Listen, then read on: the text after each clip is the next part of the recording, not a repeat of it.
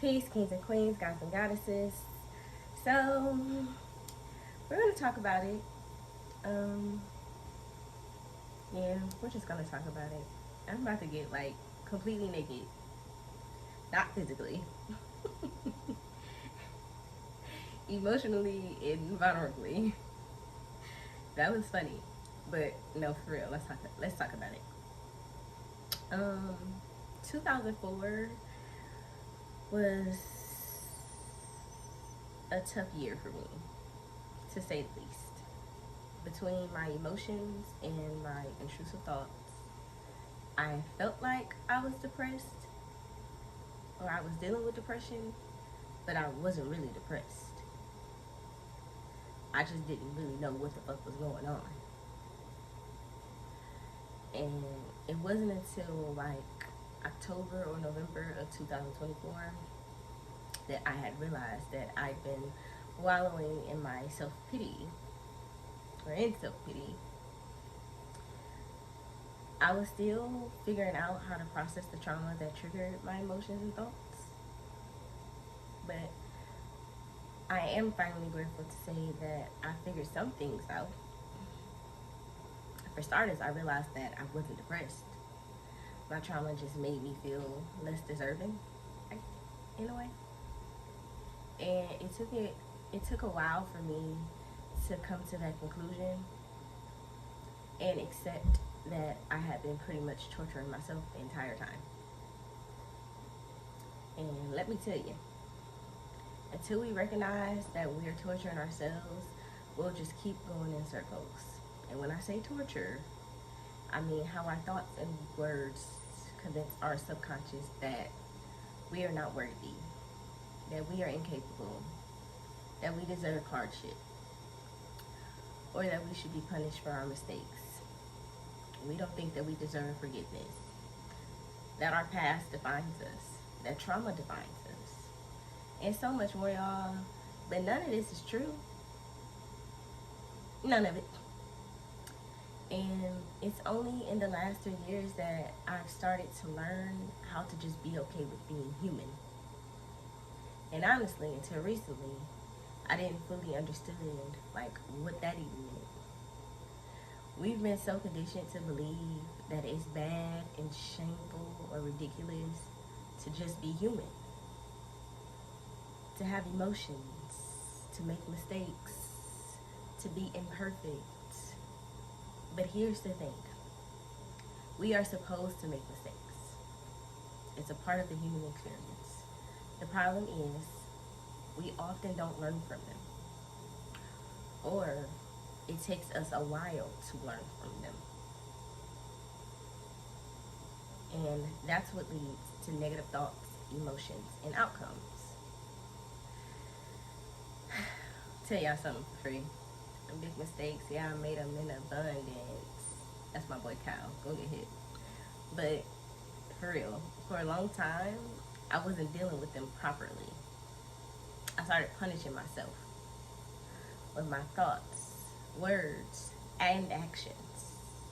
I feel like I didn't deserve anything. I, I thought that I had to be all work and no play. I felt that I didn't deserve any like time outside of taking care of my children. I felt lost. I felt like I was failing. Um, I felt alone. Ooh, nope, I'm not doing it. Not today, y'all. I'm sorry.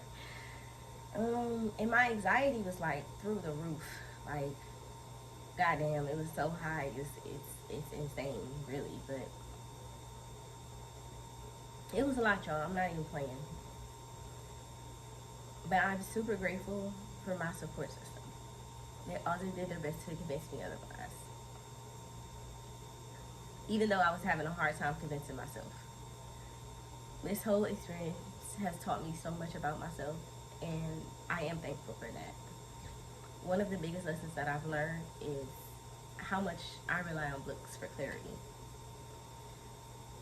Three books in particular helped me shift my mindset with everything that I had going on.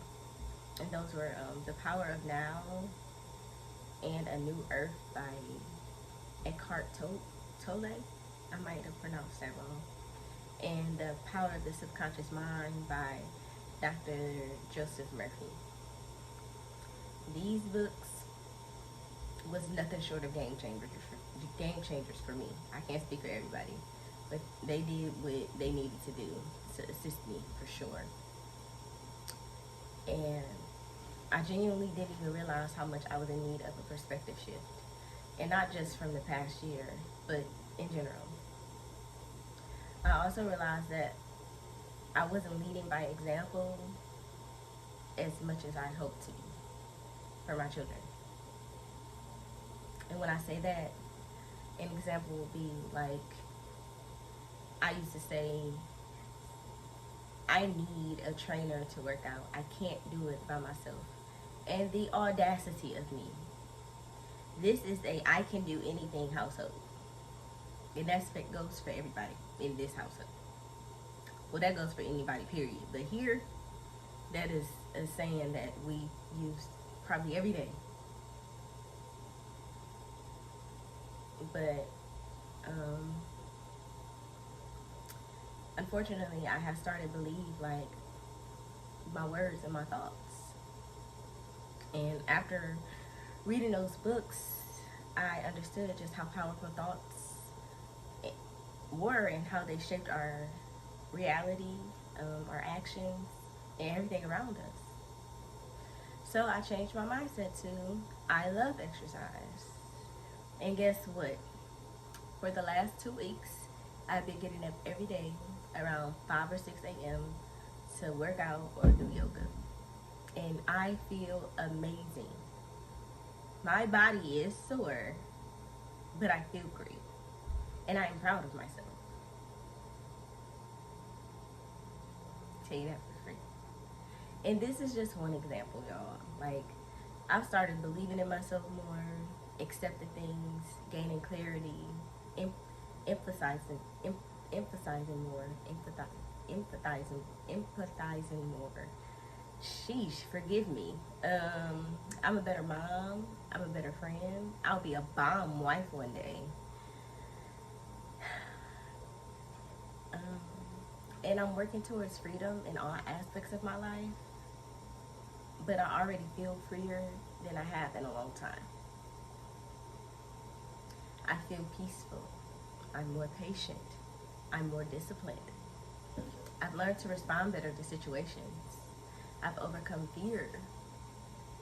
I apply forgiveness in the right way. I've strengthened my awareness. It truly amazes me how many negative thoughts I had on a daily basis and how they impacted my mental and mood. As if I was currently like experiencing the memory or the thought was true. It's crazy how powerful the mind is, y'all. Especially if you lack awareness. Like, it's terrifying. I mean, it's pretty fucking scary. I'm not gonna hold you. But it's well worth, like, you know, becoming aware to change your thought process. Even to just simply have less of those negative thoughts, or, you know, not allow those memories to impact now, because they don't really matter, type shit, you know. I'm very intentional on what I give my energy to now, especially when it comes to my thoughts. I have grown so much, and I am just so excited to continue to grow, because this has been one hell of an experience for me. But it wasn't all sunshine and rainbows. Nah, hell nah. Things got super heavy, like weighing me the fuck down heavy. Bricks on my back heavy. before they got light. And that is a huge part of healing. A big part of the work is a big part of the work you will be doing on your own, which can be tough, can be a challenge. But I have been successful in my journey, and now I feel that I am ready to guide others. My counselor has recommended several times that I either become a counselor or a life coach. And at first, I wasn't really sure, and now I'm finally ready to pursue like probably the life coach route. Going to school for counseling would be a bit much for me with my schedule. it ain't it ain't in the books for me, and I'm okay with that. And the support and encouragement that I have gotten from others really does it boosts my confidence, and it helps me believe that I am or I would be able to help people. And you know, this is what these videos is for first and foremost. So it's just like it's great, but to know that others see the potential in me, it makes me feel great about myself. And I want that same success and fulfillment for everyone else out there. And before I was able to give that or help people achieve that, I had to be able to see that in myself. And now I do. And now I'm more vulnerable. And now I'm willing to share more experiences because it does offer a perspective shift and it can help somebody else. And I want to help y'all. Healing is better together. I promise y'all. But we do got to do work on our own too. But with the tools, we can achieve that. So I am just grateful that I'm able to, provide some guidance, especially based on the experiences that I've experienced myself. Like these are things that I already do. I'm doing the work. I'm actively doing the work. So yeah, so like I can do this. So now be on the lookout for that life coach title real soon. Yeah, though, y'all. I'm proud of me because I didn't cry, and I was about to cry. Y'all, I was about to cry because tugging on my heartstrings. But nah, we gonna be great. I really love y'all.